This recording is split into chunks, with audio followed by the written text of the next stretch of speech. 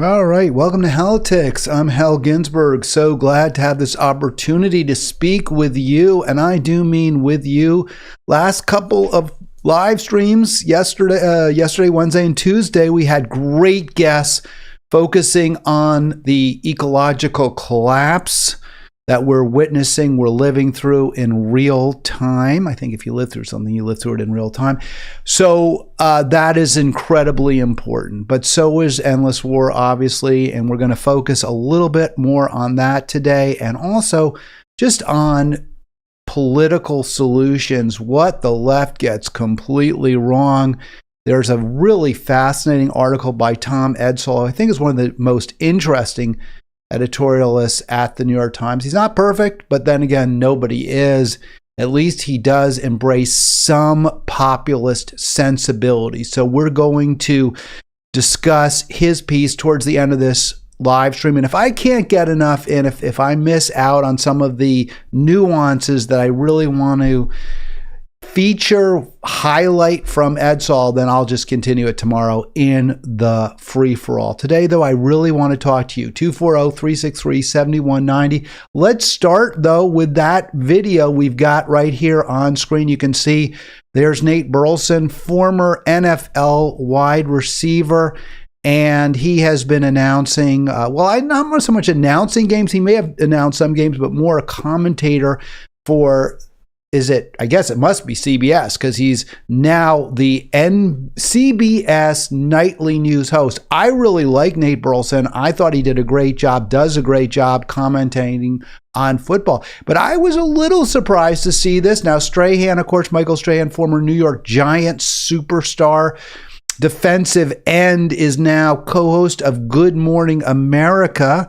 So he parlayed his affability, his articulateness, and just general likability into tremendous success. Now host of the $100,000 Pyramid and Good Morning America, as well as I don't know what that program is he does with ABC, the football program. I guess it's Fox, right? He's on Fox there, but he's on ABC in the mornings. And now Burleson, another football player, and I think they're great. I love their work, but I mean, wouldn't you think you'd want someone who maybe had gone to journalism school, who had come up through the ranks on network television, rather than having been a great athlete and a successful team player? I mean, that's what I would have thought. But I think what you learn from this is that being a television news host doesn't require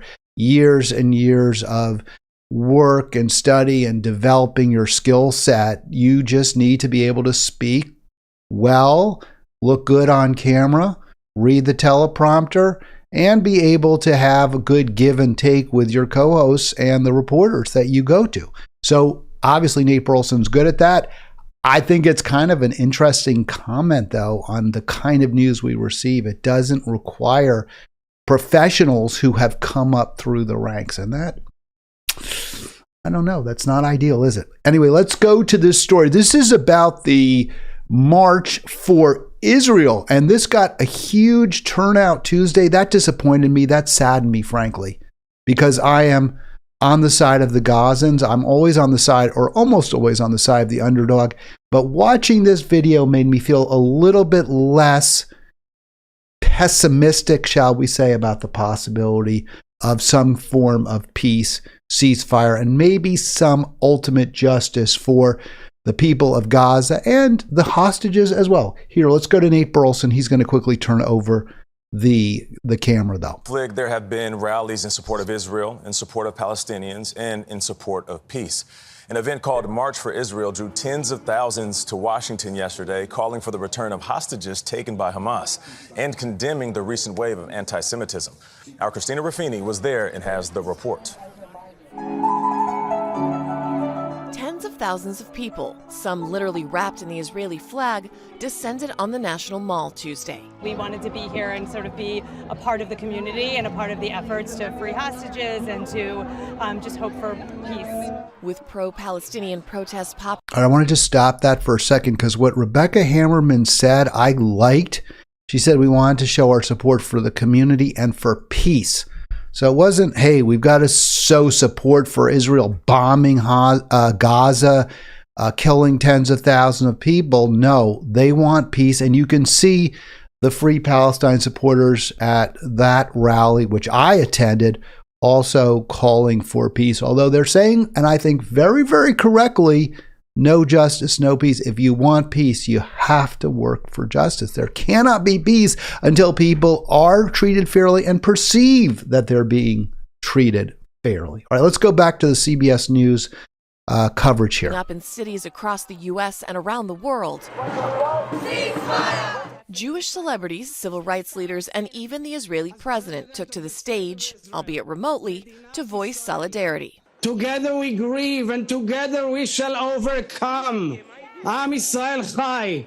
They were joined by Jewish and non-Jewish members of Congress from... All right, so I'm going to stop it there for a second. You can see Cory Booker there about to speak. I believe that's Booker. No, maybe it's Hakeem Jeffries. Actually, I apologize if I got that wrong. And then to his left is Chuck Schumer, and to his right, the speaker's right, is it Mike? It's Mike, but I guess it's Rogers, who's the new Speaker of the House. And I think they're all there. Well, Schumer's there, and Jeffries, obviously, they get great support from Wall Street. There are a lot of Jewish people who give them money, and a lot of Jews in the New York area who provide financial support. They need that backing if they want to keep getting elected and have real influence over their caucuses. So that's probably the biggest reason they're there. Maybe they really have great love for Israel. And then Rogers, we'll get into that a little bit more. Evangelical. Why are evangelicals so staunchly supportive of Israel?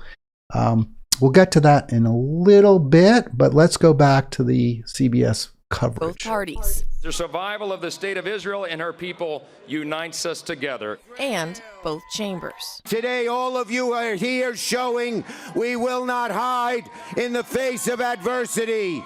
But in a sea of demonstrators, it is the faces and names of the more than 200 people being held hostage that Gal Gaboa Dalal hopes they will all remember. I mean, we're living a nightmare. Gal says he and his 22-year-old brother Guy took this selfie minutes before Hamas attacked a music festival near the border with... All right, so I want to interrupt this again.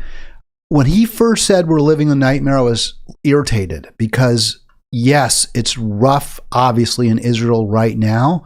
But to me, the bigger nightmare is the one faced by the Gazans being bombed daily. Their, civilian people just being killed. Hospitals, apartment buildings. This is not war. This is just a turkey shoot for the IDF. So when this Israeli said, we're living a nightmare, I was a little bit irritated by that failure, in my opinion, to recognize the greater nightmare by far that is being suffered by Palestinians at the hands of Israel. But the but is he was at the music festival. He was subject to the attack, and his brother is currently held as a hostage. So he does have, a personal involvement. The impact to him has been tremendous, incalculable. He may suffer PTSD. I don't know exactly what he observed, but obviously having your brother being held hostage is terrifying. So I am far more good with that statement than I would be if it were just a random Israeli who had not been personally touched by the tragedy that is unfolding in the Middle East right now. So let's go back here a little more. Gaza on October 7th. They ran but got separated. The next time he saw his brother was in a Hamas hostage video. We want to live in peace. We don't want to live in a war. We don't want to fight. All right, so I love that. We want peace. We don't want to live in a world at war. I buy that. I believe it. My understanding is that the warmonger in chief in Israel, Netanyahu, is not popular. He's not supported. His policy of just decimating Gaza, the genocidal actions there by the IDF, at his instigation are not popular necessarily among Israel and certainly not supported by the families of the hostages. So you are not seeing, as I watch and hear in this video, some kind of bloodthirsty hatred towards Palestinians whatsoever. Tragically, Israel is engaged in wholesale massacre, but the rally goers Tuesday in D.C. are not, as far as I can tell, and in fact, to the contrary, are not supporting that at all. We just wanted to end. We want him back home. We wanted For to CBS end. Mornings, Christina Raffini, Washington. All right, so good job. I thought CBS did a real nice job there. I wanted to play that video, and it was the right length too for me to do. And let me see if I can get my American flag fully. You probably aren't even noticing, but I noticed these little things. I want to get my American flag fully on the screen there for you. So there we go. And by the way, join me, 240-363-7190. Love to talk to you right now if you want to weigh in on the conflict. I ask a question, should we be more optimistic about at least some kind of a ceasefire, the hostages being released, hostages being held on both sides? It does look like we're moving in that direction. Before we get there, though, I do want to address a question I asked in the specific promotional image that I presented for today's program, and that is, why are some evangelicals, and you saw Mike, you know what, I hope I'm right, is Mike Rogers, let me look this up right now, I'm so bad with names, I can't get anyone right. I think that was Jeffries, right? It wasn't Booker in that image with Schumer, and I guess Mike Rogers, yes, it is Mike Rogers from Alabama, who is the new House Speaker. And I'm going to go look for a picture of Hakeem Jeffries, and yes, I am so happy I did, although not first thing, right? I mean, I got it wrong at first, but then ultimately, let's see a picture of Jeffries, if we can get that on the screen. I'm going to try to do this. I don't know if I'll be, sometimes I can get these things to work and other times not so much. Anyway, take my word for it. It was Hakeem Jeffries on the stage there with Schumer and Mike Rogers. So you had the two House leaders, the minority leader, obviously Jeffries, and then you had the House Speaker as well, Rogers. So why would, I think it makes sense why you'd understand why Hakeem Jeffries would be there. He is a representative from a Manhattan district. The city is, 40% Jewish. He gets a lot of support from Jews. He gets a lot of support from AIPAC, from Wall Street. Of course he's going to be there. Same with Schumer.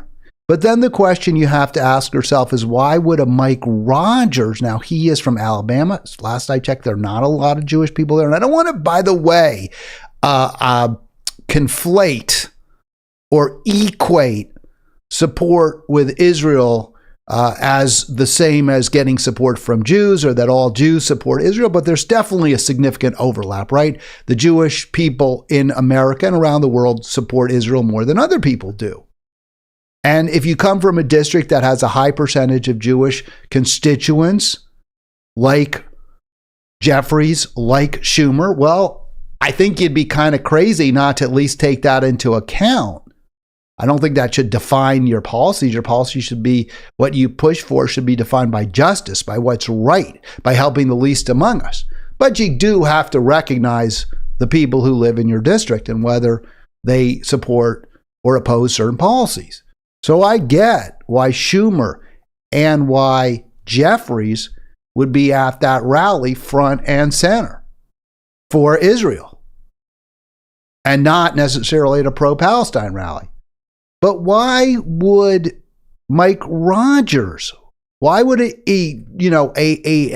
absolute evangelical, somebody who completely, is part of the evangelical movement in America, so what would that be about? And we've heard, this isn't something I'm just coming up with today, but clearly the evangelical movement sees itself as closely tied in many ways to Israel. And why is that? So I thought the best way to really kind of understand this, was from a song, the lyrics by and the song by Johnny Cash. And I wish so badly I could play it for you. It's such a great song. He's so great. He's so awesome. I love him. The Man in Black. People who've listened to my program back on California Days know how much I don't want to say idolize. Maybe that's a little too strong, but think this is, he's a genius of our time. Johnny Cash, and the music and the lyrics, which he wrote both for this song. And you should check it out on YouTube if you got a chance. But I can't play it for you. The reason I fear that I cannot play it for you is because I think that it would be flagged by the YouTube algorithm, and they would perhaps just absolutely kill this live stream right now. So I don't want to do that. I don't want to risk that. So instead, I've got the lyrics. But you should, when you get a chance, definitely, if you haven't yet, or even if you have, I know Art is a big fan, like I am, of the Man in Black. So if you get a chance, you definitely want to hear and play the song, because you get so much more out of it than just the lyrics. But the lyrics are pretty good. I'm not giving you all the lyrics, by the way. I do believe Cash wrote this. He was in his later years. Was it after June died? I don't think so, but she was sick. She had been very sick for a while, and then after she died, he died as well. So this is clearly biblical references, Old Testament. No, sorry, New Testament, not Old Testament. Obviously, New Testament from perhaps the from the final book, it's a questionable provenance. Is it really part of the Bible? But it does get a lot of attention, especially among the evangelicals, about the rapture, Armageddon, the end of the world. And so here is his song, The Man Comes Around. And he starts with the four beasts, the four horsemen of the apocalypse, and he describes what the rapture is going to be like. And it sounds really good. If you listen to Cash sing it with the way the music, the guitar he's playing, the acoustic, it made at least for me, the hair stand up on my neck, and maybe for others as well. And he certainly paints an appealing picture in many ways for those who will be raptured. There'll be a golden ladder reaching down. And when he sings "Hear the Pipe," trumpets, hear the pipers, really, it is so beautiful. 100 million angels singing. Multitudes are marching to the big kettle drum. So again, this is a painting. Heaven has come. We're here, Alpha and Omega, beginning and the end. Kingdoms come. So again, for those who are chosen, those who are called, it will be the most, wonderful time. And this is very, very appealing. And certainly for many Christians, this is something to be looked forward to with great optimism, and that, we're living through right now pain. We suffer. Life on earth is not what we all would want. There's hunger, there's death, there's decay. But we live through this, and maybe then we die. And in the end, hopefully there'll be this rapture, and this wonderful time will come. That's the evangelical vision, and what is presented in, many of these mega churches. And that was the tradition that Johnny Cash and June Carter Cash came from. So this is what this song comes out of that. And so people like Mike Rogers, who also are, born into, or at least lived in that tradition, are, I guess, looking towards that. And how do we get there? What does that mean for what we're doing, what we're up to right now? And you can see, as if you go back to the lyrics, so till Armageddon, till this actually happens, no shalom, no shalom. So no peace, right? Shalom is the Hebrew word for peace. And Armageddon is understood to come from the Holy Land. And it will happen, when the return of Jesus. And again, the end of the world, which is not something to be feared, not something like, the planet, the seas will boil because the sun has gotten so hot and there'll be no more life on the planet, but rather a time when some are called, some are chosen, those who've lived righteous lives will live in endless beauty. And there's also the flip side of that is those who are evil will, burn in a lake of fire hotter than 1,000 suns. And, again, that's something also that many people, we are vengeful. God is a vengeful God. That they're also, well, that's fair. That's right. Those who are evil should be punished. Those who have caused pain and hardship and hurt me personally, they should be punished. But until that beautiful time comes, till Armageddon, no shalom, no shalom, shalom. No, shalom means peace in Hebrew. I was thinking when he sang it, shalom, that was an alternative when Cash sings this, because that's the song, The Man Comes Around. When he sang no shalom, my understanding was he was talking about the word salam. He was pronouncing the word salam, which is Arabic for peace. There's a lot of overlap between Hebrew and Arabic. I thought, well, maybe that's an alternative pronunciation. Not that he would have gotten wrong, because I'm sure he wouldn't. And Cash is a biblical scholar. He's been to Israel. I don't know if he's been to other countries in the Middle East, but he definitely talked about his trip to the Holy Land, as he called it, one of his concerts. I have the CD of that, so I heard him talk about going on. Maybe it was a video, I can't remember. So I thought, well, maybe shalom is another way to say salam, which is peace in Arabic. So no peace. But apparently no shalom means is actually, and this could be wrong, but this is what I read in a kind of a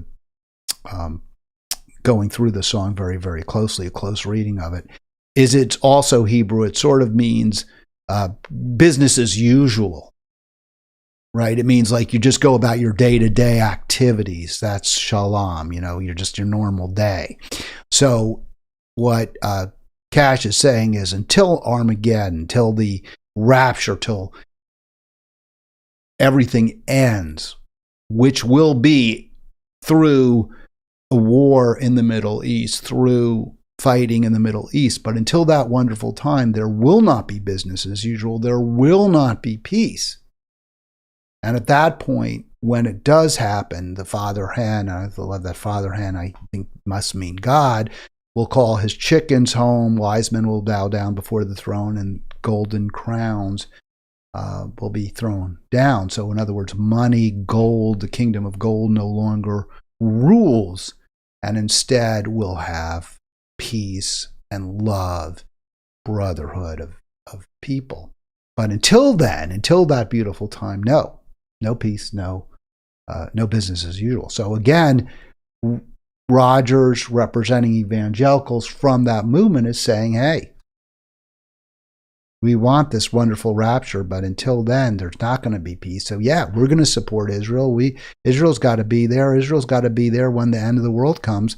So we're there for it. All right, if you want to join me, 240-363-7190. Love to talk to you. I've not gotten the calls. Want to get those calls? You must have some thoughts. Regarding the ceasefire periodic, I certainly want it.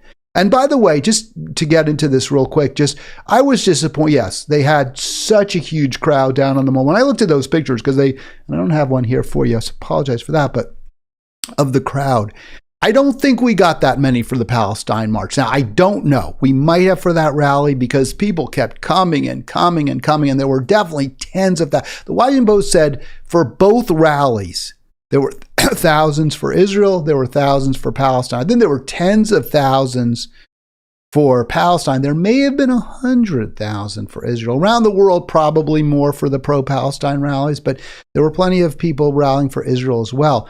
I feel like Gaza, the West Bank, they're the oppressed. Those are the people being persecuted. I'm on the side of the underdog. Israel's wealthy. Israel's powerful. Palestine is broken up. It's divided by Israel. So I'm not going to be marching, rallying for Israel. But at least that rally was not bellicose. At least that rally was not like, if you were at any rally, say for Ukraine, I mean, the anti-Russia, pro-war with Russia talk is just tremendous. At least you didn't hear that. At least I didn't see that in the pro-Israel rally. So that is a positive. Will the hostages be released? So let's get to this video here. And this is Biden. I think I've got one more. Maybe there was another one I wanted to play first. Let me see if I have it. That was, yeah. So regarding that, now before we get to the release of the hostage, which is what we want, and actually we're going to talk about it. But that's what the ceasefire, that's what the ceasefire would be for, to release the hostages, to have some kind of negotiating space. And this is not clearly what Netanyahu wants. This is not I showed this before, that the families, they want peace. But this is clearly not what Netanyahu wants. So again, I guess it's not fair to say pro-Israel. It's not fair to say it's not pro-Israel. Ceasefire would be pro-Israel. I don't want it to be pro-Netanyahu in any way. And I don't want it to be pro-war. So if you show support for Israel, I get it. But the support has to be with recognizing that endless war is absolutely devastating for the family members of the folks we saw of that man, for example, whose brother's being held hostage in that first video. So let's go to this second. This is Fox 5. And again, we're going to see how the Israeli government is acting counter against the interests of its own citizens, its own people. The families of some of those hostages, however, are asking Israeli leaders to stop the invasion of Gaza out of fear that their loved ones could be injured or killed. Earlier today, dozens of people held photos of their loved ones who have been missing now for 3 weeks. They're asking Israel's military to focus on recovering the hostages before launching a ground invasion. The U.S. military launched multiple. All right, so they ended that quickly because they started with the same, but the point is, again, the families of the hostages don't like the ground invasion. They don't like the bombing, the endless bombing, the killing, which is only making their family members, their loved ones, less safe. Let's go to here, report on Joe Biden. Same topic, releasing the hostages, why there might be room for some optimism. And again, showing how Netanyahu's murderous rampage through Gaza has not only obviously been a crime of epic proportions against the Palestinians, but to the extent that the goal may have been, or if the goal was ostensibly to save hostages, to protect hostages, to get the release of hostages, it was a complete and utter failure. It was the 100% wrong policy. Here we go.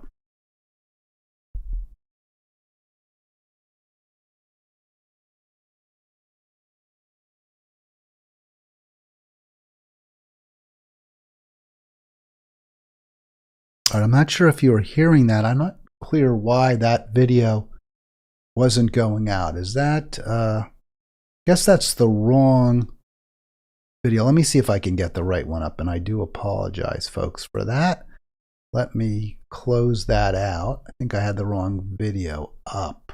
Actually, the right video, but the wrong, yeah. Let me make it this way. We'll get it. Just a sec. I want to get the Biden coverage here. Here we go.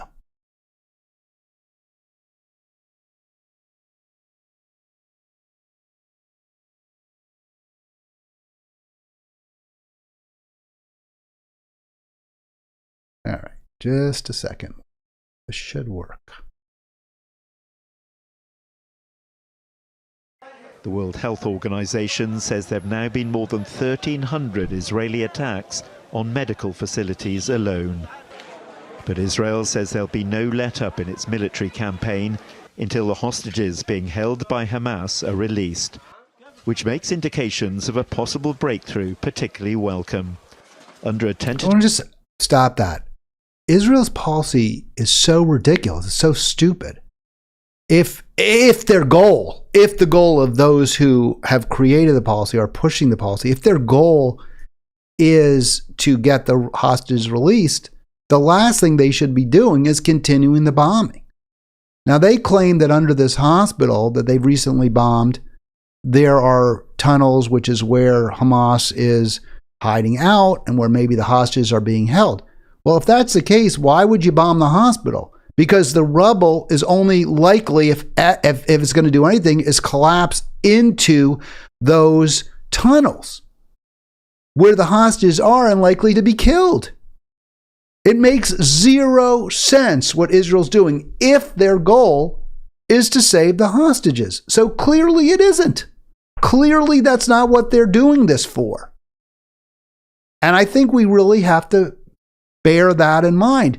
The Israeli government and the Israeli Defense Forces have been acting in a way that does not help the hostages, not protect the hostages, not save lives. It's doing just the opposite. Agreement reached in Qatar. Up to 70 women and children could be released by Hamas in exchange for Palestinian women and young people being held in Israeli jails. The US That's how you do it. You talk. You negotiate. You say, we've got something we want. You've got something. We've got something you want. You've got something we want. Let's work it out. Israel says, oh, we're not going to stop killing you until you release the hostages. What does Hamas get for releasing the hostages? Nothing. At that point, there's no reason for Israel to stop the massacre. Because the only thing that might keep Netanyahu from massacring tens of thousands more Gazans, or maybe relegating them to the desert, the only thing that might is public pressure on him, both in Israel and around the world, to protect and save those hostages. If Gaza releases the hostages and says, please don't kill us, please don't kill us, then they've got nothing to bargain with for their own lives. So what Netanyahu has done is push them into a corner and said, you have to fight or we're going to kill you. And if you stop fighting, we're going to kill you. So they got nothing. But that's what Netanyahu wants. Endless war. And that's what many here want as well. The hostages, a message of hope. Yes, I can. I've been talking with the people involved every single day. I believe it's going to happen, but I don't want to get into detail. What's your message for the families? Hang in there, we're coming. In Lebanon, however, senior Hamas officials were quick to cast doubt on a possible hostage release deal. We want your children to return to you, but the one who is obstructing that is Netanyahu. A three-headed war and aggression government. He is prolonging the war for personal reasons and does not care about your children or his soldiers in the field. All right, I'm going to stop it there. I don't see how you can argue with what the Hamas spokesperson just said. Clearly, if there is no ceasefire, it's because of Netanyahu. Of course, Hamas wants to stop their own people from being killed. They want release of the hostages in Israel. Israel, for whatever reason, IDF and Netanyahu are just bound and determined to kill as many Gazans as they possibly can. It's partly a land grab, which we're seeing on the West Bank more so than in Gaza, but even telling Gazans, get out of northern Gaza. Northern Gaza is right on the border. I mean, there's checkpoints all over the place between northern Gaza and Israel. So this is more land that I presume Netanyahu and maybe the ultra-Orthodox there want for Israeli/Jewish settlers there. That's not going to do anything but mean more war, more death, no shalom, no shalom. All right, if you want to join me, 240-363-7190. Love to talk to you.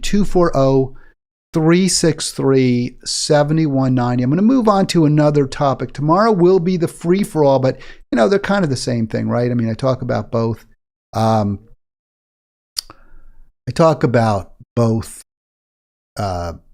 New topics on my days, Monday through Thursday, and also we'll revisit old ones and take your calls. Same thing on the free-for-all. And I may get more into, although I've got about 20 more minutes here, 15 more minutes, so I will get enough time, we'll have enough time to talk about the Edsall column, which I thought was very, very interesting. So this was in, today's the 6th, yesterday's New York Times. Let's see if we can get that slide up. And, I was sort of frustrated. It's too bad because I played that video earlier. People don't like to always hear about the behind the scenes stuff, but I played the video earlier from the wrong browser, and I'm constantly fiddling and playing and trying to get with my setup here and trying to get it perfect. So I use different browsers for different things, and usually it works, but in this case I got confused and I used Chrome to play the video instead of Firefox. I should have been using just Firefox, and I think there's a way around that, but that issue, but I don't really want to deal with it right now. All right, so there, just in case anyone was curious, and I don't even know how badly it came out or if anyone noticed. All right, so from your New York Times, here it is. And I always think it's so funny. They call it a guest essay. I don't know why it's a guest essay. Thomas Edsall writes for the New York Times at least once a week, maybe more. So they say that's his guest essay. It is his opinion. Liberal agenda of the 60s has reached a fork in the road. Well, that sounds kind of interesting, doesn't it? It sort of grabbed me. I was like, wow, okay. Well, what's the fork? Let's find out. The topic was so really, this goes exactly in my wheelhouse. And it's a conflict here between really demonstrating the conflict between progressive activists and, I would just say, the average American, and how many who self-identify as on the far left are so out of touch, so completely failing to get what is important to voters. This is a big reason we lose elections. So it was and I'm so glad Edsall wrote about this, although I think he got some of it wrong, because he's out of touch too. He's elite too. He's a probably very highly paid columnist, opinion writer for the New York Times. So his ultimate interests, especially his economic interests, are very, very different from those of most Americans. And this is why I believe even progressive left activists get a lot wrong. Now, they may say, many on the left will say, I'm not privileged, I don't come from a wealthy background. And I think that's true. But they're better off still than the average American. They probably, most of the people, when I was in the progressive movement, we spoke yesterday with, we've spoken the last 2 days with 2 members of the progressive movement. So Jamar Lloyd yesterday, a young man, I know nothing really about his background. I do know he's a college grad. In some ways, he is better off than many other Americans. And obviously, Lawrence McDonald, he flat out said, hey, I come from a privileged background. Now, there's nothing wrong with that. That's fine. That doesn't make you a bad person. But what it means is you may not recognize how important simply surviving is. Simply making it through the week is for so many Americans. And I think that's what is ultimately behind the surprising response to these two recent Supreme Court decisions that Edsall discusses. One is the Dobbs decision, which reversed Roe v. Wade and said, no, you don't have a constitutional right to control your body if you're a woman. You don't get to decide whether you're going to have a baby once there's one inside, once there's a fetus inside of you, once there's been conception, that the state may be able to tell you you have to bear that baby. So that decision is very unpopular. And most Americans disagree with it, even those who favor restrictions on choice. They don't like that decision. It goes too far in their opinion. People should have at least some options rather than being forced to carry a baby to term. Women should have some options rather than being forced to carry a baby to term. I said women. I know some people would say, well, there are men who can have children. I question that. I think that one of the hallmarks, one of the defining characteristics of being a woman is being able to have a child. Now, not all women can. I get that, but I think that is, how we define being a female, right? Is that female mammals carry babies. Not all do, but none don't. None who aren't female carry babies. Now, you may, as a gender, I'm not going to spend a whole lot of time on this, but I want to say women are being told this is a decision that impacts disproportionately women. Women are the ones who bear children, and human children. Women bear human children, and they conceive inside of their bodies. And the Roe v. Wade decision was reversed, which said you get to decide whether you're going to have that child to term or not. So that decision is very unpopular. A decision that's less unpopular, significantly less unpopular, was the decision that reversed affirmative action, that said no, colleges, universities, and I believe employers as well can't take race as the decisive factor when determining whom to employ, when determining whom to admit into their institution. And this is a marked contrast to the policy up until recently, which was that especially colleges and universities would, in fact, look to an applicant's race. Are they black? Are they Latino? Are they Asian? Are they white? And depending on the answer to that question, might determine whether you got admitted into the college or not. Well, now the Supreme Court is saying, nope, can't do that. You can't do that. And that decision, despite the fact that so many progressive activists, people that I know, people that I work with, who are big supporters, staunch supporters of affirmative action. This is part of the progressive platform, right? Is that no, we have to actively take race into account to make up for all the injustices that have followed from racism and slavery. And yes, there are terrible injustices. This is not untrue that society is unjust in many ways towards especially people of color, but other people as well. But that affirmative action is designed specifically to address those injustices, the injustices visited on people whose skin is darker in general. And I know I'm being simplifying to a significant degree. Well, this is part of, you want to call it woke culture, call it whatever you want, politically correct culture, call it whatever you want.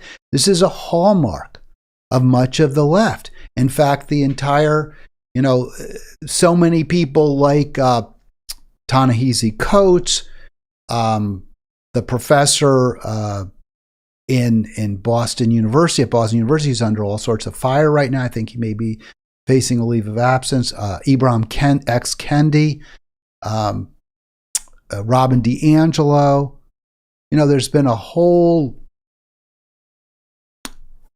group of people who've kind of come to the forefront promoting the idea that we must take race specifically into account. There's no such thing as a colorblind society is what they argue, and maybe they're right about that. But what the Supreme Court said is it doesn't matter. You don't get to take race into account. It's not what you can use when you decide whether to admit people into your institution. And despite the extraordinary outcry on the left, from some areas on the left, and the sense that this is wrong, this is unjust, most Americans are yawning and hemming and like they don't, it's like, okay, that's not an issue for them. Most Americans support. While most Americans oppose Dobbs, most Americans actually support the decision to make affirmative action illegal. And what's even more, well, you might say that's not surprising at all. Of course, white people are going to oppose affirmative action because it hurts them. It hurts their privilege, right? Isn't that what a lot of, certainly many on the left would argue? But it's not just white people who oppose affirmative action. Black Americans, according to this survey, who are ostensibly the beneficiaries of affirmative action, they also support the decision. They also oppose affirmative action. So what's going on here? Why would that be? What would be the explanation for this? And we'll get into the one that Edsall, from whose column, Tom Edsall, this is taken, he presents, but I'll give you mine. This is a perfect example of how progressives, people who contribute to groups like Our Revolution, the one I'm most familiar with because I worked there, but others, DSA, it doesn't really matter.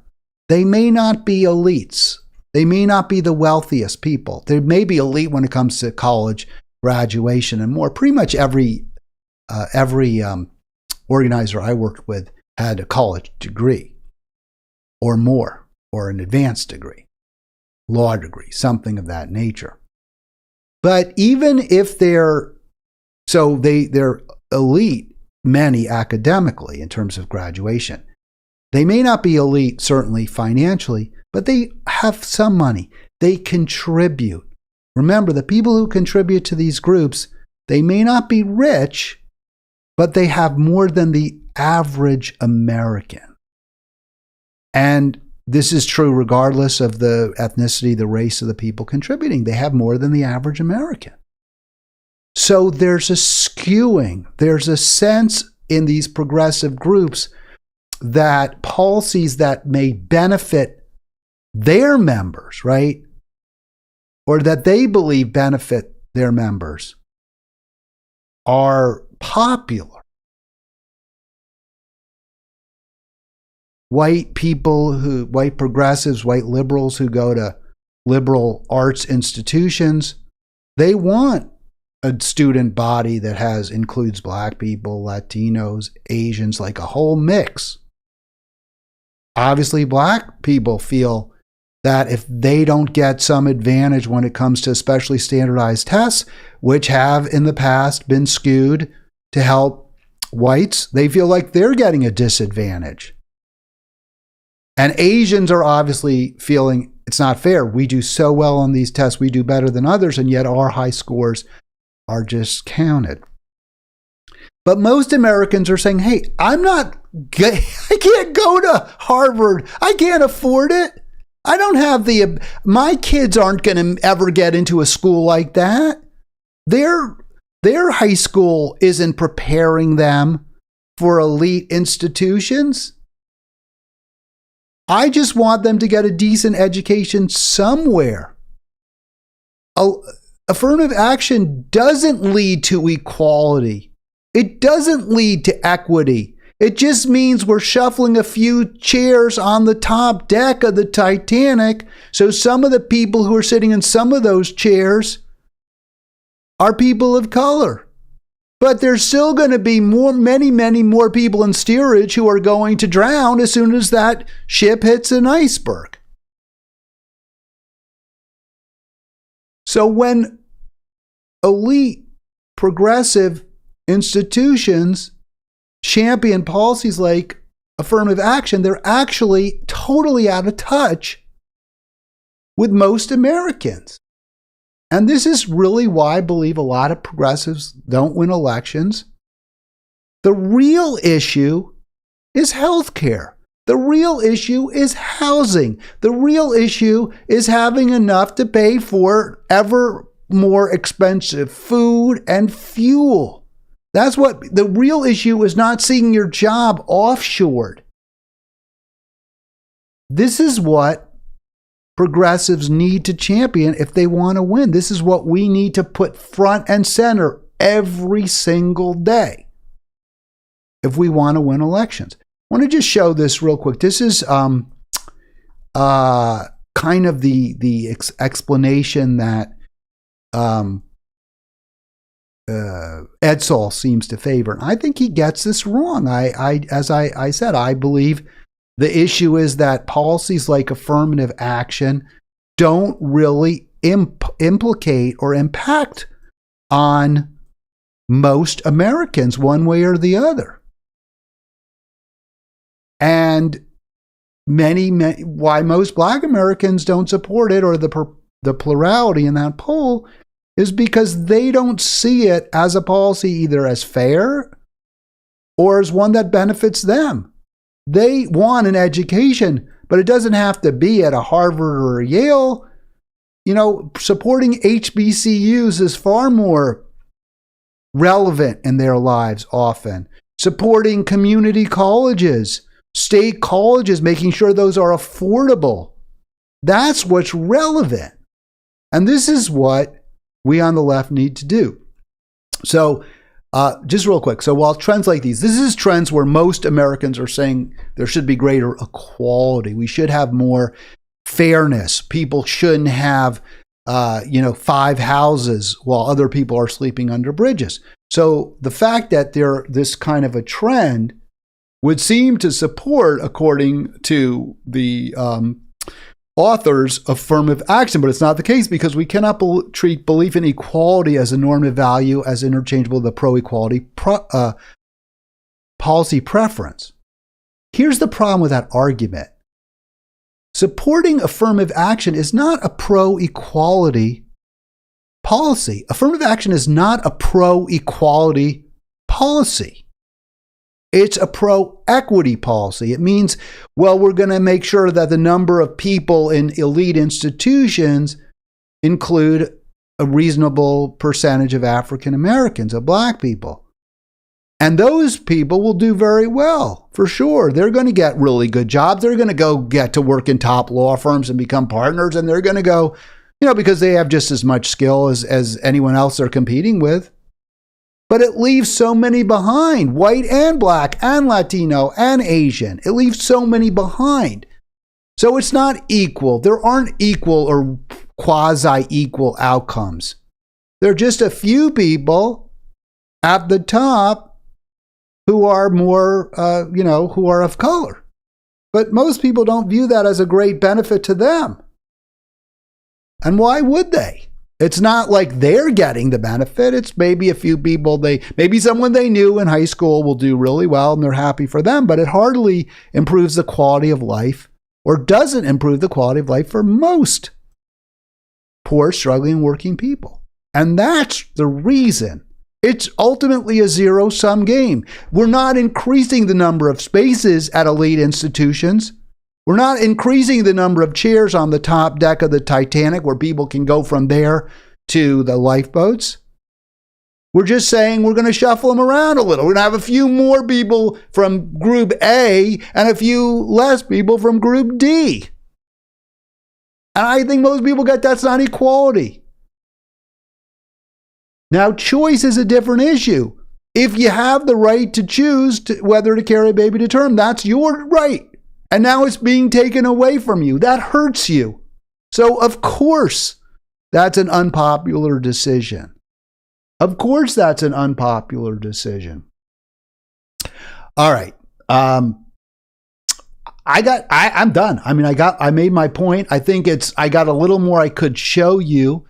But really the issue on the left, if we want to win, we have got to focus on policies that make life better for every single poor, struggling, working person. And those policies are pretty easy to see what they are. Medicare for all, truly affordable, debt-free education, guaranteed housing that's decent, safe, secure, retirement, jobs, peace. That's how we win. But I'll be back tomorrow. Have a great afternoon, great morning, wherever you are, whatever time you have.